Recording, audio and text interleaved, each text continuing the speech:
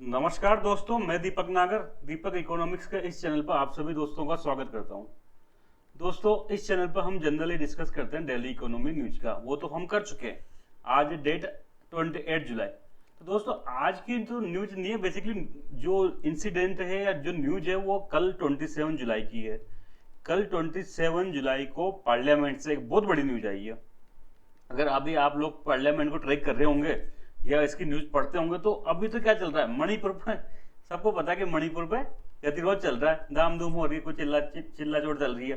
साथ में क्या कर रखा है, अविश्वास प्रस्ताव के लिए लिख के दे रखा है कांग्रेस पार्टी ने गवर्नमेंट के खिलाफ। ये तो चल ही रहा दोस्तों। ये तो इसके बारे में मैं यहाँ पर डिस्कस नहीं करूंगा, आप जानते हो मैं पॉलिटिकल बात पर बिल्कुल डिस्कस नहीं करते।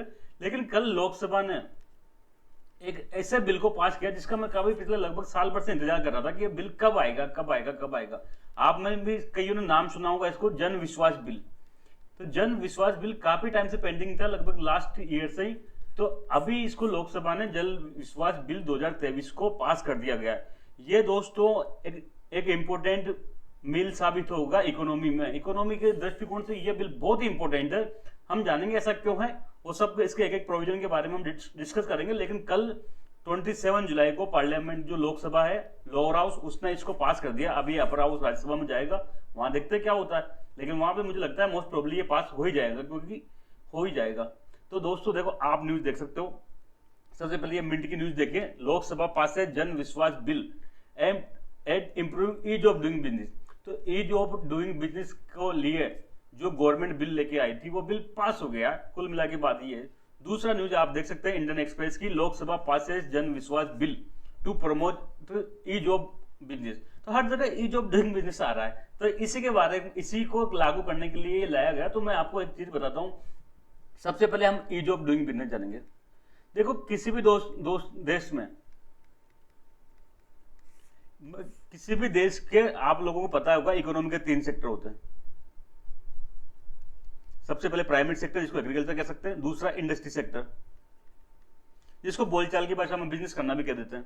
थर्ड है सर्विस सेक्टर। अब तीनों सेक्टर के डेवलपमेंट से क्या होता है, पूरी इकोनॉमी डेवलपमेंट होगी। इंडस्ट्री सेक्टर में सबसे ज्यादा बल होता है, क्यों? क्योंकि यहाँ एम्प्लॉयमेंट बहुत ज्यादा मिलता है। भाई एग्रीकल्चर में क्या लेबर सरप्लस है, स्थिति है दोस्तों। गांव आप सब लोग देख सकते हो, जो छिपी हुई हिडन अनएम्प्लॉयमेंट, जो अदृश्य बेरोजगारी पाई जाती है खेती में, तो लेबर सरप्लस है। तो ये लेबर जो अधिक सरप्लस है, ये कहाँ काम कर रहे हैं? तो जब तक इंडस्ट्रियल सेक्टर मजबूत नहीं होगा आपका, तब तक ये लेबर सरप्लस को काम नहीं मिलेगा, लोगों को रोजगार नहीं मिलेगा। साथ में अगर आप दुनिया को एक्सपोर्ट करना चाहते हो, तो आपको एक्सपोर्ट कब होगा? जब आपका इंडस्ट्री सेक्टर मजबूत होगा। अगर आपका इंडस्ट्री सेक्टर मजबूत होगा तो आपको इंपोर्ट कम करना पड़ेगा। अगर हमारे यहाँ पे लैपटॉप बन रहा है तो हम चाइना से क्यों इंपोर्ट करेंगे? अगर हमारे यहाँ मोबाइल बनते हैं तो हम एमआई का और Xiaomi जैसे घटिया मोबाइल क्यों इंपोर्ट करते हैं चाइना से? तो इसलिए इंडस्ट्री सेक्टर बहुत मजबूत है। लेकिन इंडस्ट्री सेक्टर में कई समस्या होती है। लेकिन दोस्तों, भारत में आपको पता होगा आजादी के बाद से क्या किया गया था, एक काफी ज्यादा वो सोशलिज्म को अपनाया गया था, नेहरूवियन सोशलिज्म को। जिसमें क्या किया गया था, प्राइवेट सेक्टर को हतोत्साहित किया गया था। बिजनेस करना बहुत मुश्किल था, ये तो आप सबको पता होगा। हर चीज पे क्या था, लाइसेंस था, लाइसेंस देना पड़ेगा, परमिट लेना पड़ेगा, लाइसेंस परमिट खोटा राजा, आपको लोगों ने सुना होगा एलपीक्यू।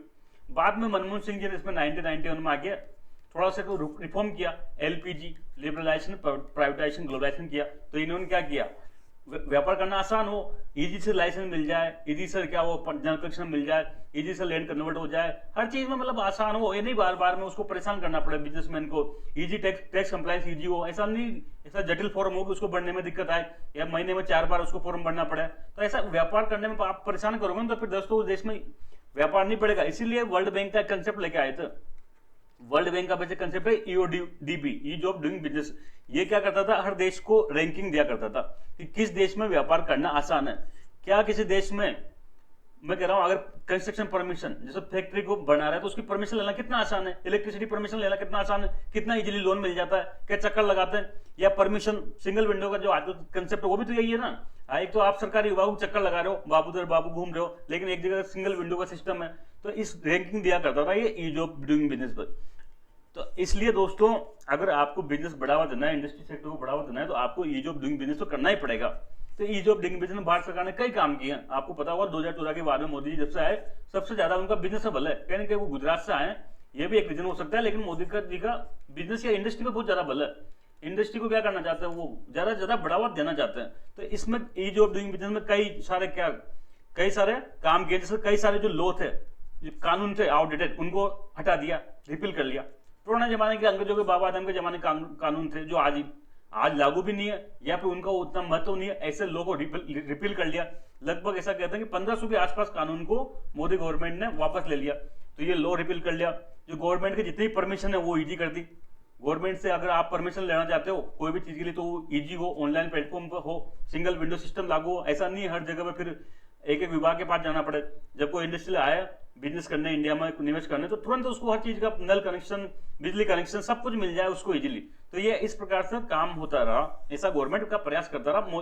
मेजर काम किया ये लॉ रिपील पर, जो पुराने ओल्डेटेड जो कानून थे उनको रिपील कर दिया। लेकिन दोस्तों अभी भी एक समस्या बच रही थी, अभी भी कई सारे ओल्ड लॉ थे। देखो, जब ब्रिटिशर आए तो उन्होंने कई सारे कानून बनाए। ब्रिटिशर जब इंडिया में आए तो कई सारे लॉ बनाए। अब आप लोग इतना तो अच्छे से जानते होंगे कि ब्रिटिशर ने जो भी लॉ बनाए वो ब्रिटेन के इंटरेस्ट में बनाए। वो इंडियन पर बिलीव नहीं करते थे, इंडियन पर बिलीव नहीं करते थे। इंडियन को क्या मानते थे, इंडियन को कामचोर चोर टाइप के मानते थे। मतलब मोटा मोटी वो इंडियन से घटना करते थे, इंडियन को दूर रखते थे। इसलिए देखो, आपने अगर एक सिस्टम सुना हो तो गजेटेड ऑफिसर का सिस्टम सुना था। अरे अपना कागज ओरिजिनल भी हम दिखाएंगे, लेकिन उस पर क्या करना पड़ेगा, अटेस्टेड करना पड़ेगा। और ब्रिटिश के टाइम पर जितने भी गजेटेड ऑफिसर थे सब अंग्रेज थे। मतलब हर इंडियन को क्या करना पड़ेगा, अपने कागज को एक ब्रिटिश से उसको अटेस्ट करना पड़ेगा। लेकिन आजादी के बाद भी वो चलता रहा। फाइनली मोदी जी ने, आप सबको पता ही कितना सुकून मिला होगा जब हम दिल्ली में पढ़ते थे। तो बहुत मुश्किल काम था दोस्तों, अपने डॉक्यूमेंट की फोटोकॉपी करा के उसको अटेस्ट करना नहीं करते थे। गजेटेड ऑफिस को कहां से ढूंढने जाओ, गजेटेड ऑफिस को कहां ढूंढने जाओ, जो बड़े अधिकारी होते सबके पास बिजी होता है, करता नहीं है साइन। तो बहुत दिक्कत आती थी। तो बाद में उसको डॉक्यूमेंट को हटाया। तो ऐसे ही जो ये लॉ बनाए ना, इसलिए बनाए कि वो ब्रिटिश के इंटरेस्ट में हो, न कि इंडियन इंटरेस्ट में। इंडियन पे बिलीव नहीं करते थे। तो हर चीज में क्या था, जितना भी रूल थे ना, हर चीज में क्या था, क्रिमिनल प्रोविजन था। छोटी मोटी गलती हो जाए, छोटी मोटी मान लो व्यापार में गलती हो जाए, तब भी सीधा जेल में डाल दो।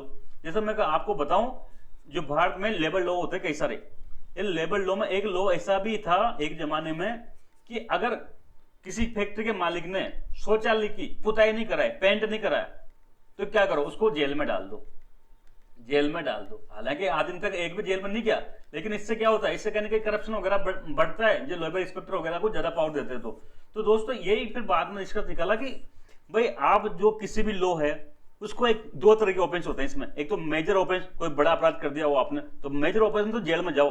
लेकिन जो छोटे छोटे अपराध हैं, माइनर ऑफेंस है, छोटे छोटे अपराध, सपोज करो आपने इनकम टैक्स 10 दिन बाद लेट भरा, या आपने कोई ऐसा प्रोविजन था जो इसका लॉ को पालन करना था लेकिन गलती से भूलवश पालन नहीं कर पाए, तो ऐसे माइनर ऑफेंस में जेल नहीं भेजी जाए। क्या करो, माइनर ऑफेंस में जेल नहीं, इसके बजाय पेनल्टी लगाओ, फाइन लगाओ। तो दोस्तों इसी के तहत, इसी कंसेप्ट के सब जो छोटे छोटे अपराध होते हैं कई सारे, उनको भी पुराने जमाने के कानूनों में क्या कर रखा है, जेल का प्रावधान कर रखे हैं। तो ऐसा नहीं होना चाहिए। इसीलिए दोस्तों ये जन विश्वास बिल लेके आए, जन विश्वास बिल जो 2023 लेके आए। इसमें दोस्तों क्या किया गया, इसमें लगभग जो भारत सरकार के 19 जो मंत्रालय या डिपार्टमेंट से रिलेटेड 42 कानून है। बेसिकली बात है, पार्लियामेंट ने पास किया तो ये पार्लियामेंट का एक था, तो पार्लियामेंट के कानून पे लागू होगा। तो 19 मंत्रालयों के लगभग 42 जो एक्ट है ना, इस 42 एक्ट में लगभग 183 माइनर ऑफेंस है। ये माइनर ऑफेंस पर जेल का प्रावधान था, माइनर ऑफेंस पर क्या था, जेल का प्रावधान था। तो ये क्या कर रहा है, ये बिल इस माइनर ऑफेंस पर जेल के प्रावधान को हटा रहा है, इनको क्या कर रहा है, डीक्रिमिनलाइज कर रहा है। इसकी बजाय क्या करो, इसकी बजाय फाइन लगाओ, फाइन लगा दो आप, लेकिन ये जेल की नहीं तो हमेशा क्या होगा, जो बिजनेस कर रहा है, इंडस्ट्रियल फैक्ट्री मालिक हमेशा डर में रहेगा कब उससे कोई छोटी मोटी गलती हो जाए उसको जेल में डाल दिया जाए।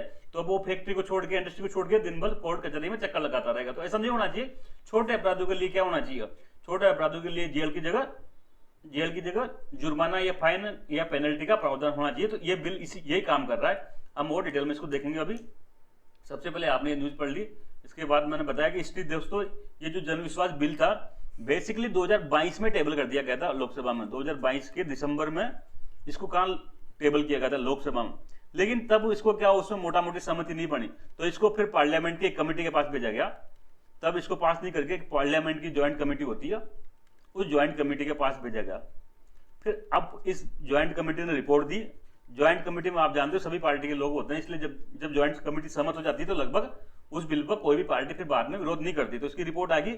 अब इसको फाइनल क्या किया, जुलाई जो अभी मॉनसून सेशन चल रहा है इसमें लोकसभा में इसको दोबारा टेबल किया और फाइनली 27 जुलाई को क्या हुआ, 27 जुलाई को लोकसभा ने इसको पास कर दिया। अब ये राज्यसभा में जाएगा। तो यही बात ये बता रहा था, मैंने हिस्ट्री इसकी एक बार बता दी। सबसे पहले ये लोकसभा में इंट्रोड्यूस किया, फिर बाद में इसको ज्वाइंट कमेटी ऑफ पार्लियामेंट के पास भेजा गया, जो कमेटी ने फिर इसके बिल का एग्जामिन किया गया और फाइनल रिपोर्ट सौंप दी।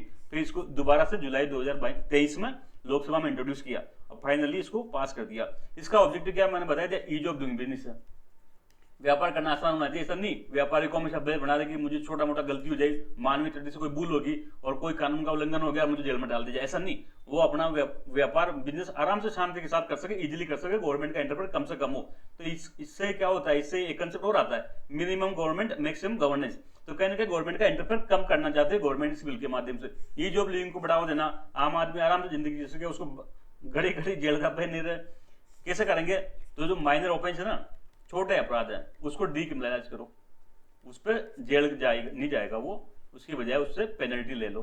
तो इस बिल में दोस्तों पेनल्टी के लिए भी एक अच्छा प्रोविजन किया गया, हम आगे देखेंगे। अभी प्रॉब्लम मैंने बताया था, वर्तमान में जो मेनी लॉज आउटडेटेड है, ओल्ड है, छोटे छोटे अपराध में जेल का प्रावधान है इनमें। तो ये जन विश्वास बिल लेके आए, जिसमें क्या किया गया, जो 19 मंत्रालय है ना, 19 मिनिस्ट्री है भारत सरकार की, इसके अंडर टोटल 43 एक्ट हैं भारत सरकार के। इस 42 एक्ट में 143 प्रोविजन ऐसे थे, 183 प्रोविजन ऐसे थे जिनमें जेल का प्रावधान था।